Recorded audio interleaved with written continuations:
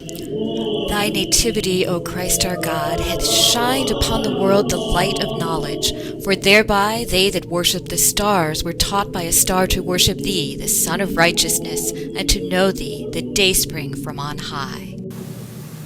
The Christmas Eve supper ritual in many Slavic cultures is rich in folk traditions. In Ukrainian culture, these customs have remained remarkably constant, with apparent elements of ancestor worship and harvest rituals that blend easily with the celebration of the Nativity of Christ. Over time, new layers of meaning have developed, reflecting changes in the culture and the community. Victor Turner suggests that in studying rituals, we consider whether the ritual system is not a meaningless inheritance from a dead past, but something that meets contemporary needs, including the personal, the social, and the spiritual. Though there's a lot of information available in both popular and scholarly formats describing these customs, so far very little has been done to try to consider what Turner suggests. What is so powerful in these traditions that they have remained largely intact, despite suffering numerous religious, political, and geographic disruptions? What is there in them today that still speaks to those who observe them?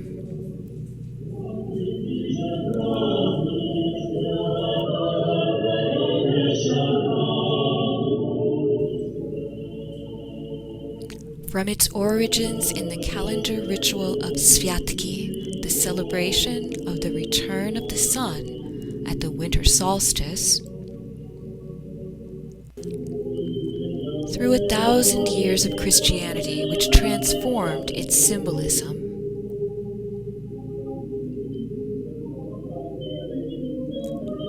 through centuries of attempted assimilation and cultural repression under the Russian Tsars, the Austro-Hungarian and Polish nobles, and worst of all, under fascism and communism.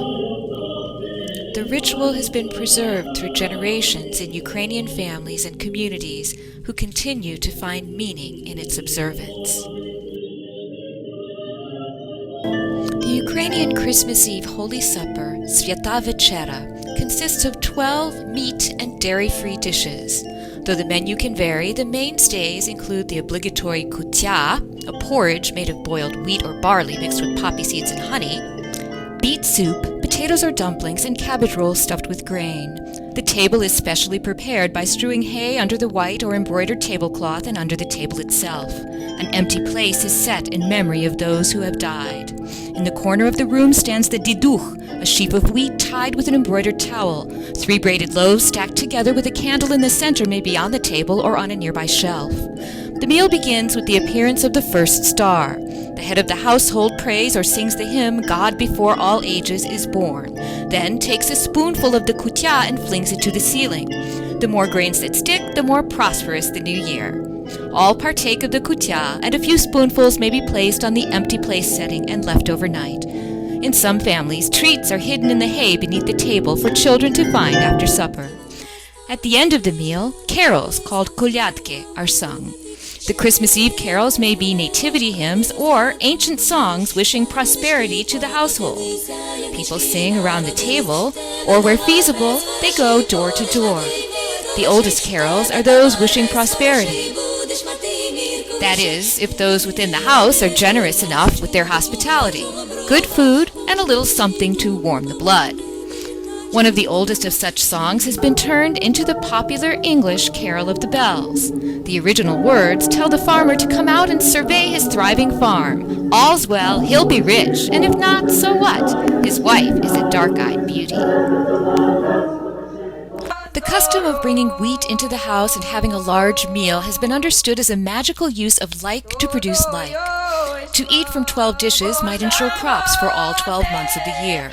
The baked breads reiterate the theme of abundance. Vladimir Prop connects wheat with the ancestor cult. The bundled wheat is called the diduch, which means grandfather spirit.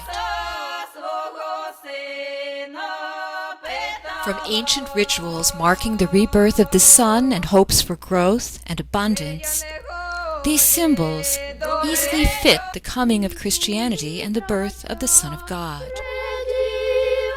The first star became the Star of Bethlehem. The 12 dishes honored the 12 apostles. Christ became the bread of life, and the hay stood for the hay in the manger where Christ is born. Heaven and earth celebrate today. Christ is born. God became flesh. In the dark depths of the earth, the sun shone. Generations were born and died, but peasant life with its daily toil went unchanged well into the 20th century. No matter who was in power, Ukraine suffered. She suffered the most under communism. Stalin tore out the heart of the peasant's life. He took their bread and their God. Between war and terror, Ukrainians found ways to resist. A Christmas Eve carol from 1946 says, "A somber Christmas Eve in 46, fathers in Siberia, brothers gone to join the partisans." Immigrants preserved the culture abroad, and of those who remained in Ukraine, only the old ones kept Christmas Eve supper, singing the carols and remembering the dead, ancestors and victims, and praying for more abundant years. Prayers were shared in the diaspora, where strong identification of folk culture and religion with Ukrainian nationalism had taken root. Nationalism added another layer of meaning to the observance of rituals such as Christmas Eve. Sviata Vechera becomes an expression of identity and an act of spiritual resistance against the annihilation of that identity. Through schools and national organizations, Ukrainian immigrants saw it as their duty to pass on the culture to the next generation. The Orange Revolution of December 2004, itself a Christmas miracle, has given rise to the task of forging a new Ukrainian identity. The Christmas Together project is part of that effort. Students and leaders from Western Ukraine and abroad who have kept the traditions share the supper and teach customs and ritual to their peers from other parts of the country. The ritual is no meaningless inheritance from a dead past for them, but something that meets contemporary needs. Like the ancient carols of prosperity, it wills a bright future.